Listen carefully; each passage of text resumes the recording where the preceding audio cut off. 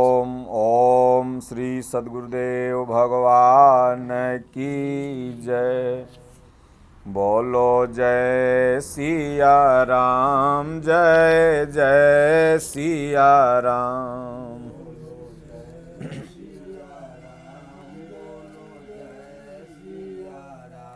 सिया राम मैं सब जग जानी,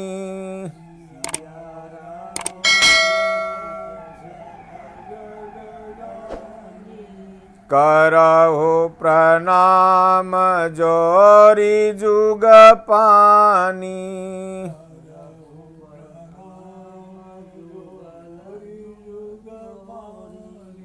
श्री राम जय राम, जय जय राम।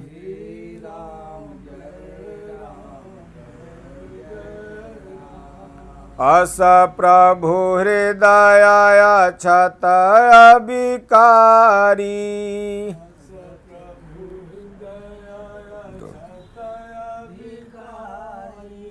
सकल जीव जगदीन दुखारी।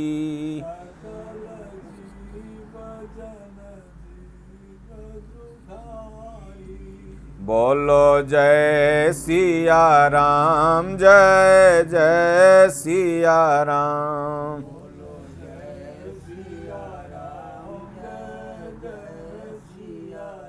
बोलिए श्री सद्गुरुदेव भगवान की जय। मनुष्य का, इंसान का, भक्त का जो चिंतन होता है वहीं उसे वैकुंठ या नरक प्रदान करता है। अब वैकुंठ का मतलब ये नहीं कि स्वर्ग में कोई आकाश में ऐसा बहुत सुंदर जगह जिसे वैकुंठ कहते हैं, और नरक का मतलब यह नहीं कि कहीं ऐसा नरक है जहाँ पर यातनाएं दी जाती हैं। ये स्वर्ग, नरक, वैकुंठ इत्यादि सब साधना का एक स्तर है, और उस स्तर को प्राप्त करने पर आदमी स्वर्ग, वैकुंठ में पहुंचता है, और न स्तर प्राप्त करने पर, न और भजन नहीं किया तो बार बार यही 84 लाख योनियों की यातना में आना जाना नरक है। और अगर एक परमात्मा का भजन करके प्रभु के श्री चरणों में अपनी आत्मा को समाहित कर लिया तो यही वैकुंठ है। और यह नरक, स्वर्ग, वैकुंठ जीव को कैसे मिलता है, इस कहानी से आप समझिए। अगर आपका चिंतन सही है, सोच अगर आपका सही है, तो आपको अवश्य ही प्रभु का श्री धाम, उनका चरण सानिध्य मिलेगा। और अगर सोच आपकी गलत है तो लाख आप कंठी माला फेरो, नहीं मिल पाएगा। गीता में भी भगवान श्री कृष्ण ने अर्जुन को स्पष्ट कहा, बहुत से लोग सोचते हैं कि हम पापी हैं, हमारा उद्धार नहीं हो सकता है। तो उसमें इस प्रश्न का उत्तर देते हुए भगवान कहते हैं कि अपि चेत सुदुराचारो भजते माम अनन्य भाग, साधुरेव समन्तव्यः सम्यक व्यवसितो हि सः। ठीक यही बात गोस्वामी तुलसीदास जी भी श्री रामचरितमानस में, क्योंकि श्रीमद् भगवद गीता का ही अनुवाद श्री रामचरितमानस है, गोस्वामी जी भी गीता पढ़ते थे और हिंदी में गीता का एक तरह से अनुवाद उन्होंने मानस के रूप में किया। वहीं सूत्र, वहीं व्याख्या, वहीं संदर्भ बाबा का भी है जो भगवान श्री कृष्ण का था। गोस्वामी जी ने भी मानस में लिखा कि जो नर होई चराचर द्रोही, आवा शरण सभयत की मोही, तजि मद मोह कपट छल नाना, असद्य करहूँ तेहि साधु समाना। जौनर होय चराचर द्रोही, आवा शरण सभय तक मोही। भगवान कहते हैं चराचर का द्रोह करने वाला क्यों न हो, अगर शरण में आ गया, चिंतन उसका सही हो गया, तो मैं उसे तत्काल ही साधु बना देता हूँ। इसलिए कबीर साहब ने भी इसको बड़ा सुंदर ढंग से समझाया। कहा जबई से चेतई तबई से सुधरी, जन्म के उघरी जन्म के उघरी।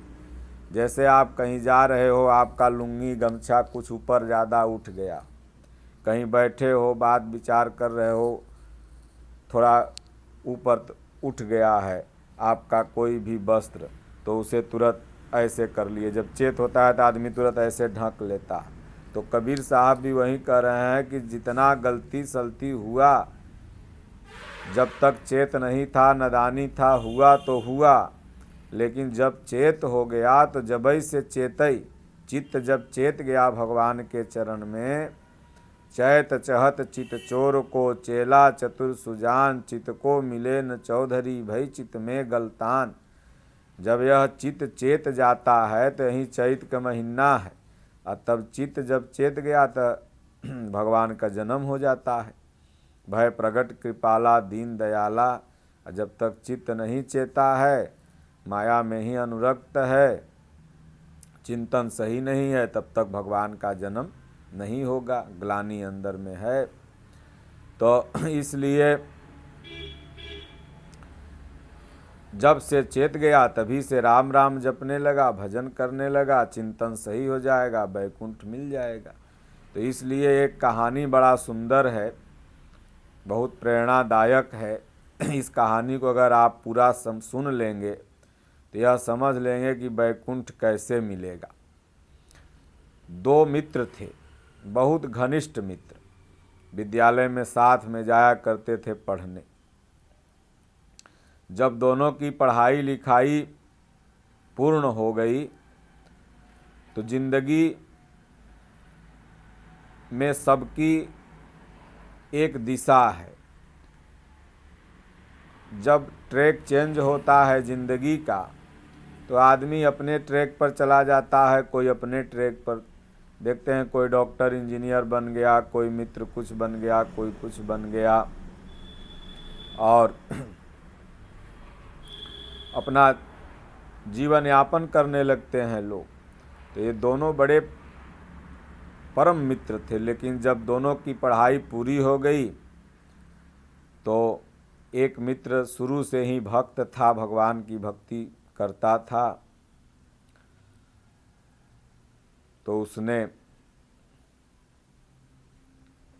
सोचा दुनिया में कुछ नहीं है, अपना भगवान का भजन चिंतन करने लगा। एक अच्छे महापुरुष मिल गए, उनकी शरण में चला गया और साधु बन गया।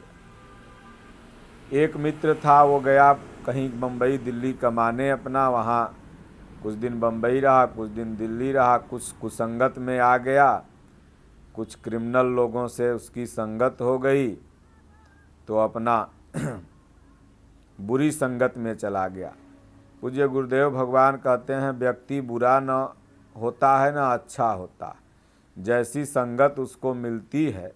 अब बर्फ़ है, जैसा सांचा में ढाल दो वैसा बन जाएगा, कटोरी में डाल दो तो गोल हो जाएगा, सांचा में डाल दो तो मलाई बर्फ़। उसी तरह जैसा संगत मिला वैसा आदमी बन जाता है। न जन्म से कोई खराब होता है और न जन्म से कोई बढ़िया होता है। देखते हो बच्चे जन्मते हैं सब एक जैसे होते हैं, संगत जैसा जैसा मिलता चला गया वैसा वैसा बनता चला गया। और संगत संस्कारों पर आधारित है, जीव का जैसा संस्कार रहता है वैसा संगत मिलते जाता है। तो वो दोनों ये अपना क्रिमिनल बन गया, वो साधु बन गए। संजोग कहीं पर वो महात्मा जी की कथा चल रही थी। ये अपना जो दोस्तवा था, जो डकैत बनल था, क्रिमिनल, वो पहुंच गया कथा में। गया तो चेहरा में तो परिवर्तन आ गया था इसके भी, और महात्मा जी के भी दाढ़ी ओढ़ी बढ़ गया था महात्मा जी का। लेकिन ये पहचान लिया और महात्मा जी भी इसे पहचान लिए। तो जब कथा समापन हो गई, महात्मा जी अपने मंदिर में गए तो ये भी पीछे पीछे गया। बोला, प्रणाम बाबा। अरे भाई, तू तो बाबा बन गए। अपना दोस्त यार जैसे बतियाता है वैसे बतियाने लगा, जैसे बचपन में बात करते थे। देखो ना, तुम्हारी ज़िंदगी बड़ी अच्छी है, साधु बन गए, भजन कर रहे हो, हम लोग को तो बड़ा टेंशन है। मन ही मने अपना सोच रहा था यही सब चीज़ के भला बताओ, इसका जीवन अच्छा है, शांतिमय से रह रहा है। एक मेरा जीवन है कि पुलिस का हॉर्न बजता है तो खाना हाथ में रहता है तो रोटी तुरंत नीचे गिरा, अब भाग जाते हैं। सपना में भी देखते रहते हैं कि हमको पुलिस पकड़ रहा है, न दिन चैन न रात चैन। वास्तव में जितने क्रिमिनल हैं, भले आप उनसे डरते रहिए, लेकिन वो उनका दिमाग एकदम हुकुर हुकुर परान करते रहता है। वो सबसे बड़े डरपोक होते हैं। वो भले किसी को मार करके अपराधी बन जाएं, कुछ बन जाएं, लेकिन वो सबसे बड़े डरपोक, उनका जीवन नरक हो जाता है। इसलिए नमक रोटी खा लो, लेकिन बाल परिवार में रहो, आपराधिक जीवन में मत जाओ। तो यही सोचते सोचते मिला, प्रसादी लिया, अपना चला गया। महात्मा जी ने कहा फिर आना। बोले ठीक है, आएंगे। अब महात्मा जी जब उसको देखे तो महात्मा जी सोचे कि यह दोस्तवा के हमर जीवन बढ़िया बा, एकरा से सब डेरा है। जकरा कह दे है रे रंगदारी 5,000 भेज दे, तुरंत रंगदारी भेज देता है। हमरा तो सब्जी मांगो, आटा मांगो, चाउर मांगो तो भंडारा करो तो चचेताओ, बड़ा झमेला है। एकरे जीवन बढ़िया है। अगर नाम कोई ले ले तो देखते हैं बख्तियारपुर में तमाम रंगदार या पूरे शहरों में घूमते रहते हैं और रंगदारी टैक्स लेते हैं। ऐसा करना उन लोगों को अनुचित है, लेकिन फिर भी करते हैं। महात्मा जी ने कहा देखो ना, इसी का जीवन बढ़िया है। जब चाहेगा तब 10, 20, 50 हज़ार आ जाएगा। अब दोनों 50-60 के हो ही चुके थे। 50-60 के महात्मा जी भी हो गए थे, 50-60 के चोरवो हो गया था। 1 साल बाद महात्मा जी और 1 साल पहले चोरवा, दोनों का शरीर लगभग 2-4-5 महीना आगे पीछे छूट गया। अब जो चोरवा था वो बैकुंठ पहुँचल था, और जो महात्मा जी थे वो नरक में पहुँचे हुए थे। तो महात्मा जी ने कहा, धर्मराज आपने अन्याय कर दिया हमारे साथ। धर्मराज ने कहा, कैसे? बोले, हऊ देखो बैकुंठ में जो दोस्तवा बैठल है हमर, तो जीवन भर चोरी डकैती छिनरई स्मगलिंग यह सब किया, उसको आप बैकुंठ भेजे हुए हैं। हम जीवन भर भगवान के घंटा हिलाए, भोग लाग लगाए, परमार्थ के कार्यों में अपने मन को लगाया, और आप हमें नरक भेज दिए। यह अन्याय नहीं तो क्या है?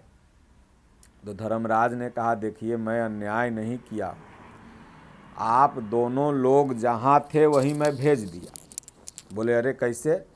बोले, देखिए आप मंदिर में तो रहते ज़रूर थे, लेकिन आपका मन कहाँ था? तो आप यही सोचते रहते थे कि दोस्तवे का जीवन बढ़िया है, हमार जीवन खराब है, उसके नाम पर देखो वहाँ से आ जाता है, वहाँ से आ जाता है। इसलिए आप जो अंत समय में चिंतन किए वो इसका आप चिंतन कर रहे थे। तो आप इसका चिंतन कर रहे थे, इसलिए मैं इसके जगह पर आपको भेज दिया। और ये जो आपका दोस्तवा है ना, जब ये मर रहा था तो आपका चिंतन कर रहा था कि देखो हमर एगो दोस्त कितना बढ़िया था, भगवान का भजन किया, राम राम जपता है, घंटी बजाता है, हम साला कहाँ नरक में फंसे हुए। तो ये भले वहाँ गलत जगह में था, लेकिन चिंतन तो आपका कर रहा था, अच्छा चिंतन कर रहा था, इसलिए हमने इसको आपके जगह पर भेज दिया और आप को इसके जगह पर भेज दिया, क्योंकि आप इसका चिंतन कर रहे थे। तो इसलिए हमारे शास्त्रों में भी कहा गया है कि जैसी मति वैसी गति, जैसा हमारा चिंतन रहता है वैसी ही गति हमें मिलती है। इसलिए आप कहाँ हो, क्या कर रहे हो, यह मायने नहीं रखता, आपकी चिंतन क्या है, सोच क्या है, ये मायने रखता है। इसलिए अंत समय में अगर आप भगवत चिंतन, हरि नाम संकीर्तन, गीता अध्ययन, संत महापुरुषों की सेवा में अपने मन को चिंतन में लगाए रखेंगे तो आपका कल्याण हो जाएगा और आपको वहीं स्थान मिलेगा जहाँ चिंतन होगा। लेकिन पूज्य गुरुदेव भगवान कहते हैं ऐसा होता नहीं, क्योंकि जीवन भर जो जीव किए रहता है वो अभ्यास बरबस घसीट के वहीं लाता है। तो इसलिए जब आप अच्छी संगत में आने जाने लगेंगे, अच्छा लोगों को देखने लगेंगे, तो वो चिंतन आपसे टकराएगा। तो वो चोरवा आने जाने लगा मंदिर में, धीरे धीरे चोरी बेईमानी अपना छोड़ करके महात्मा की चिंतन करने लगा, और महात्मा का चिंतन जीवन भर तो अच्छा था, अंत में गड़बड़ा गया। तो इसलिए गोस्वामी तुलसीदास जी भी मानस में लिखे हैं कि तुलसी सुभग सनेह बन श्री रघुबीर बिहार। भगवान रामचंद्र जी स्नेह प्रेम रूपी वन में विचरण कर रहे थे। ये स्नेह प्रेम ही वन है। अगर जंगल है, अगर आप आश्रम में हो और आपका मन घर में है, तब आप आश्रम में नहीं हो, आप घर में ही हो, केवल शरीर आपका आश्रम में है। और अगर आप घर में रहते हुए भी अगर आश्रम का चिंतन, भगवान का चिंतन, मंदिर का चिंतन, धाम का चिंतन कर रहे हो, तो आप घर में नहीं हो, आप उस धाम में हो। इसलिए पूज्य दादा गुरु महाराज कहते थे, रे मोर रूपवा साँझ बिहान 2 मिनट देखल कर, राम राम जपल कर, जिसका नाम भजन है मैं तुम्हें वहीं घर बैठे दे दूंगा। ऐसा दादा गुरु महाराज कहते थे। पूज्य गुरुदेव भगवान अपने सत्संगों में बताया करते हैं। तो इसलिए तुलसी सुभग स्नेह बन, आप वन में हैं और आपका मन कहाँ है, घर पर। तो शरीर भले वन में हो, जंगल में हो, लेकिन आप घर में हैं। इसलिए आपका जहाँ प्रेम होता है, तो भगवान श्री रामचंद्र जी स्नेह प्रेम रूपी वन में विचरण कर रहे थे। भगवान का मन गुरु के बताए हुए सिद्धांतों पर था, तो इसलिए चलते फिरते उठते बैठते भगवान का नाम का जाप और हमेशा अच्छा चिंतन अगर जीव करेगा तो अच्छी गति होगी। बोलिए श्री सद्गुरुदेव भगवान की जय।